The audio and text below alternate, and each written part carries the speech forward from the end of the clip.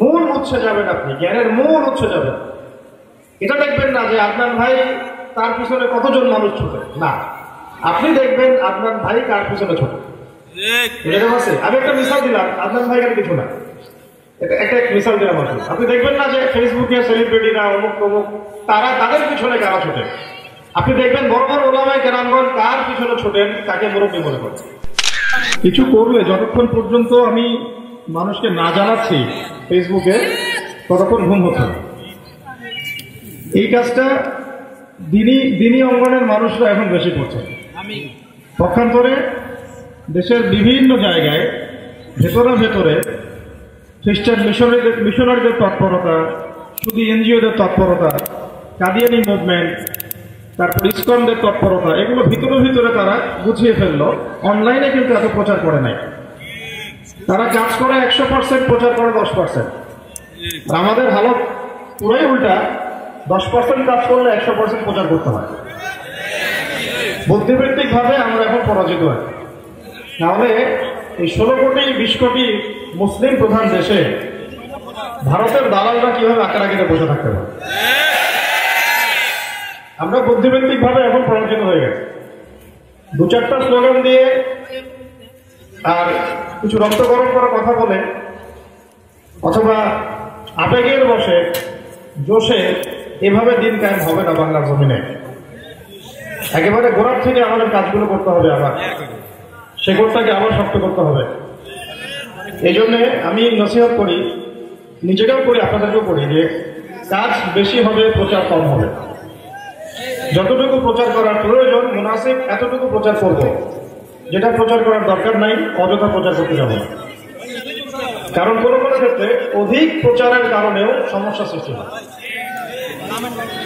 আমাদের উদ্দেশ্য হচ্ছে এখানে একসাথে বসা, দিনের কিছু কথা শুনবো, জানবো, আমল করবো, নসিহতগুলো মনের মধ্যে গেঁথে নিব, আগামী জিন্দেগি এইভাবে সাজাবো ইনশাআল্লাহ। এটা আমাকে নিজেকে আগে করতে হবে না, মানুষকে আগে জানাতে হবে। কোনটা? আগে নিজেকে করতে হবে। কারণ এই ফিকিরটা নিয়ে আমরা আলোচনা শুনি ইনশাআল্লাহ। আর মনোযোগ, একটা জিনিসের মনোযোগ ধরে রাখাটা খুব গুরুত্বপূর্ণ। যতবার আপনি ফোনের দিকে মনোযোগ দিবেন, আপনি আলোচনা থেকে মনোযোগ সরাই ফেলবেন। এটা আপনার ক্ষতি, আমারও ক্ষতি, এবং হক নষ্ট হচ্ছে। তো আবার মূল কথায় আসি, যে আপনারা চাচা আবু তালেবের নাম জানেন কিনা? নবী করিম সাল্লাল্লাহু আলাইহি ওয়াসাল্লামকে মক্কায় সবচেয়ে বেশি সাপোর্ট করেছিলেন চাচা আবু তালেব। এত সাপোর্ট করেছেন, সাহায্য করেছেন ইসলামের জন্য, যেটা আমরা সবাই মিলে হয়তো করতে পারবো না, করতে পারি নাই, পারবো না। শেষ পর্যন্ত চাচা আবু তালেবকে নবী সাল্লাল্লাহু আলাইহি ওয়াসাল্লাম কালিমা পড়তে বলছিলেন। আপনারা হয়তো অনেকেই সিরাত থেকে ঘটনাটা পড়েছেন। চাচা আবু তালেব কালিমা পড়তেই যাচ্ছিলেন, কিন্তু আবু জেহেল, আবু লাহাবদের ওয়াসওয়াসায় পড়ে শেষ পর্যন্ত তিনি তাওহীদের কালিমাটা পড়তে পারলেন। কালিমাটির দুটো অংশ, লা ইলাহা ইল্লাল্লাহ মুহাম্মাদুর রাসূলুল্লাহ, আল্লাহ ছাড়া কোনো ইলাহ নাই, মুহাম্মদ সাল্লাল্লাহু আলাইহি ওয়াসাল্লাম আল্লাহর বান্দা এবং রাসূল। এটা তো তিনি বিশ্বাস করতেন, চাচা আবু তালেব কিন্তু বিশ্বাস করতেন। না বিশ্বাস করলে কি তিনি মুহাম্মদ সাল্লাল্লাহু আলাইহি ওয়াসাল্লামকে এইভাবে সাহায্য করেন? তিনি তো বুঝতে পারছেন যে লাত উজ্জা হবল মালাত কোনো কাজের না, এরা আমার কোনো উপকার করতে পারে না। এমনকি আবু জেহেলও তো জানতো যে আল কোরআন আল্লাহর কিতাব। জানতো কেমন করে বললাম? কারণ নবী সাল্লাল্লাহু আলাইহি ওয়াসাল্লাম রাতের বেলা তাহাজ্জুদের নামাজে কোরআন তেলাওয়াত করতেন। আবু জেহেল, আবু সুফিয়ান তারা গোপনে গোপনে গিয়ে শুনতেন কোরআন তেলাওয়াত। একটা বিষয়কে যদি ভালো না লাগে, মন যদি সেখানে সায় না দেয়, তাহলে কি মানুষ এমনি যায়? নিশ্চয়ই সে মন থেকে বুঝতে পারছিল যে হ্যাঁ, এটা মানুষের কোনো কালাম নয়, কাব্য নয়, এটা মুহাম্মাদের বানানো কোনো ইতিকথা নয়। তো তারা কোরআনের প্রতি আকর্ষণ বোধ করে সেখানে শুনতে যেত। তারা মনে মনে এটা জানতো যে হ্যাঁ, আল্লাহ ছাড়া কোনো আসলেই মাহবুব নাই, এবং মুহাম্মদ সাল্লাল্লাহু আলাইহি ওয়াসাল্লাম যে কথাগুলো বলছেন, এই কথাগুলো তো এর আগে কেউ এভাবে বলে নাই। আর 40 বছর পর্যন্ত তিনি আমাদের মাঝেই ছিলেন, as-সাদিক আল-আমিন, বিশ্বস্ত, আমানতদার, কখনো কোনোদিন মিথ্যা কথা বলে নাই। তাহলে নিশ্চয়ই সে এখন যে কথাগুলো বলছে এগুলো মিথ্যা নয়। সামাজিক কারণে, রাজনৈতিক কারণে, ক্ষমতার কারণে, ক্ষমতা চলে যাবে, তার আনুগত্য করতে হবে, এই লাতুসাহবুল মানাতকে নিয়ে ব্যবসা বন্ধ হয়ে যাবে, অনেক কিছু চিন্তা ভাবনা করে দুনিয়ার স্বার্থে তারা কালিমা কি করে নাই, পড়ে না। চাচা আবু তালেব শেষ পর্যন্ত এটা পড়তে সক্ষম হন নাই বা পড়তে পারেন নাই, তৌফিক হয় নাই। সাহাবায়ে কেরাম রাদিয়াল্লাহু আনহুম আজমাইন আল্লাহর নবীজিকে জিজ্ঞাসা করেছিলেন যে আপনার চাচা আপনাকে এত সাপোর্ট দিয়েছেন, যখন কেউ আপনার পাশে নাই চাচা আপনার পাশে ছিলেন, ছোটবেলা থেকে চাচা আপনাকে মানুষ করেছেন, ব্যবসা শিখিয়েছেন, সফরে নিয়ে গিয়েছেন, বিয়ে দিয়েছেন, যখন আপনি দাওয়াতের কাজ শুরু করেছেন তখন সবাই আপনার দিকে গালমন্দ করছিল, তিরস্কার করছিল, নিন্দা করছিল, তহমত দিচ্ছিল, চাচা আপনার সামনে ঢালের মতো ছিলেন। এই চাচা কালিমা পড়তে পারেন নাই, পরকালে কি তার কোনো পুরস্কার সে পাবেন না? প্রশ্নটা যৌক্তিক না? নবী করিম সাল্লাল্লাহু আলাইহি ওয়াসাল্লাম কি উত্তরটা দিয়েছেন এটা শুনেন, এখান থেকে আমাদের আলোচনা শুরু হচ্ছে। নবী করিম সাল্লাল্লাহু আলাইহি ওয়াসাল্লাম বলেছিলেন যে আমি যদি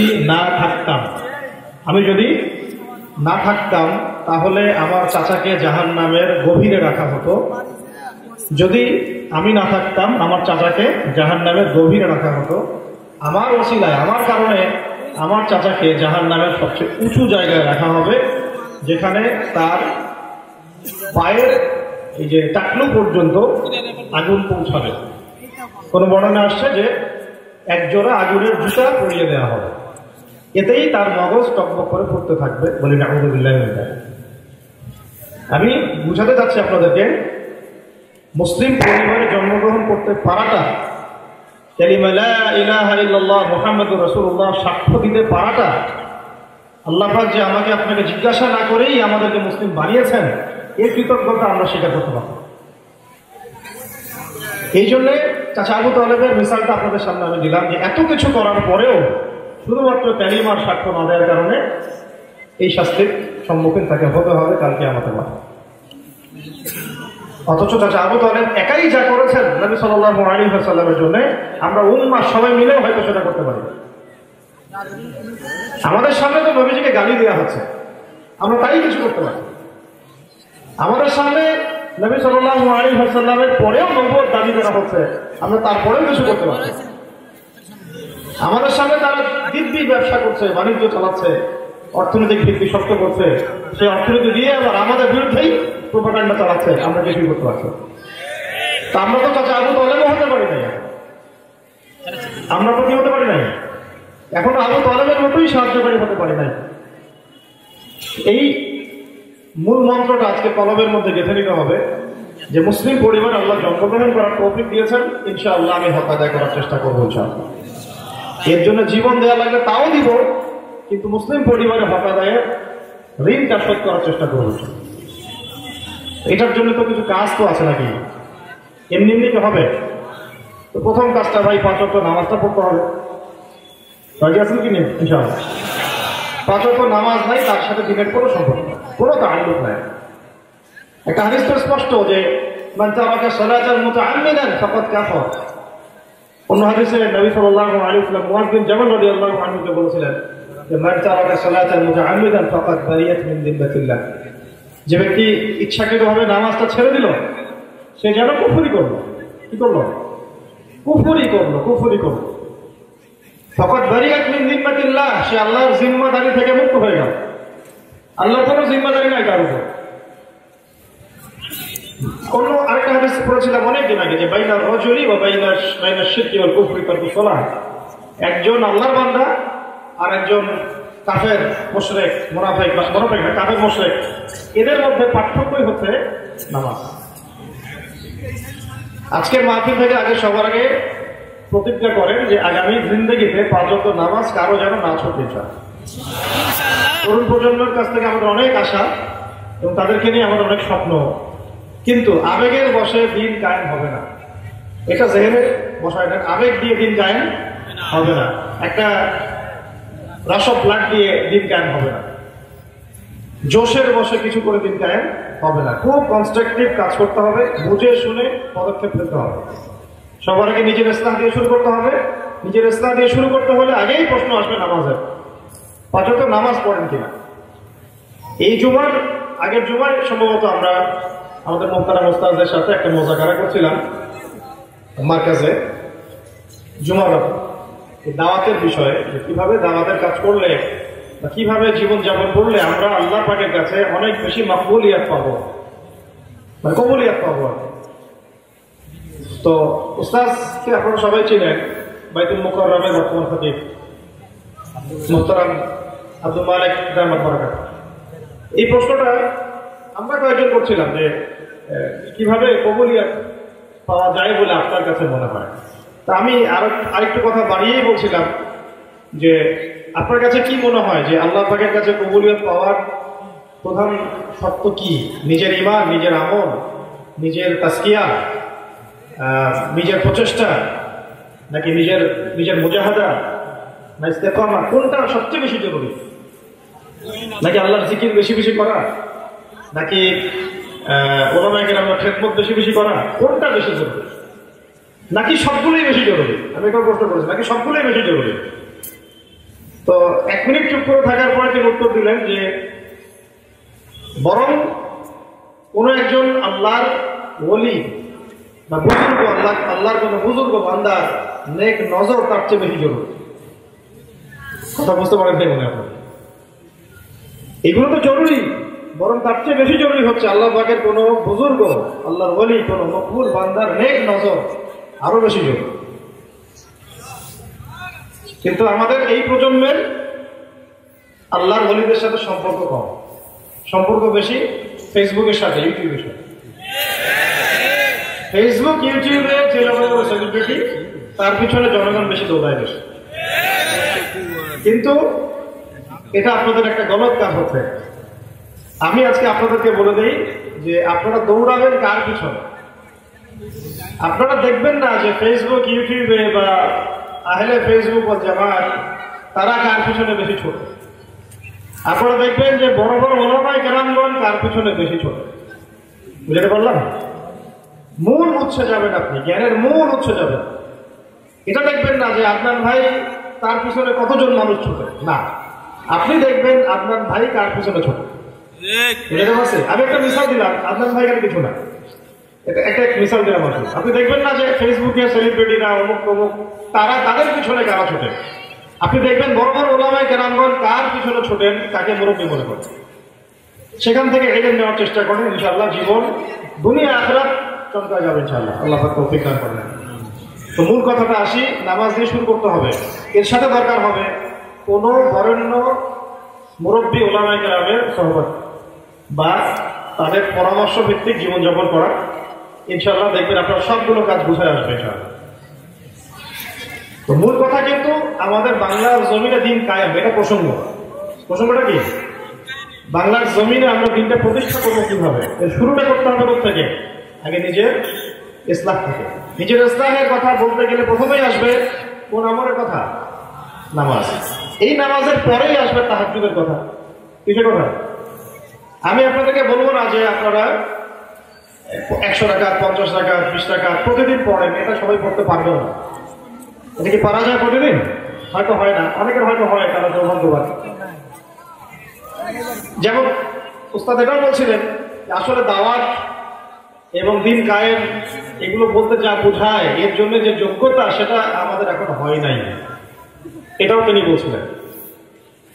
এবং বলছিলেন যে ইংরেজ আমলে যখন আমাদের আকাবিররা আল্লাহর রাস্তায় জিহাদ করতো এবং দাওয়াতের কাজ করতো, তারপরেও তাদের রাত্রেবেলা 100 রাকাত নফল মিস হইতো না। তারপরেও রাতের বেলা 100 রাকাত নফল নামাজ মিস হতো না। আর আমাদের তো এখন দাওয়াতের ওসিলায় ফরজই ছুটে যায়, তাই না? দাওয়াতের ওসিলায় ফরজ আমল ছুটে যায়। তাহলে এই আমল দিয়ে কতটুকু নিজের ইসলাহ হবে আর সমাজের ইসলাহ হবে, এটা আপনারাই চিন্তা করেন। আল্লাহ পাক আমাদেরকে নিয়মিত তাহাজ্জুদ করার তৌফিক দান করেন। আমিন। অন্তত 2 রাকাত, একদম শর্টকাট সিলেবাস দিলাম, অন্তত মাত্র 2 রাকাত হলেও পড়েন, মাত্র 2 রাকাত হলেও পড়েন। শীতকাল একটা সিজন, আমলের মৌসুম। দিন ছোট, রোজা রাখা যায়, রাত বড়, কিছুক্ষণ ঘুমানো যায়, আবার কিছুক্ষণ আমলও করা যায়। আল্লাহ পাক আমাদেরকে শীতকালটাকে কাজে লাগানোর তৌফিক দান করেন। তাহাজ্জুদ নামাজের পরেই প্রথম কথা হবে কিসের? তাহাজ্জুদের। এরপরে হবে কোরআন তেলাওয়াতের। কিসের? কোরআন তেলাওয়াতের সাথে যাদের তাআল্লুক নাই, আল্লাহ পর্যন্ত পৌঁছানো বহু দূর জীবাস, এটা সম্ভব না। আর কোরআন কারীম তিলাওয়াত করতে শিখতে হবে, বুঝতে হবে, প্রয়োজনে আরবি ভাষাও শিখতে হবে।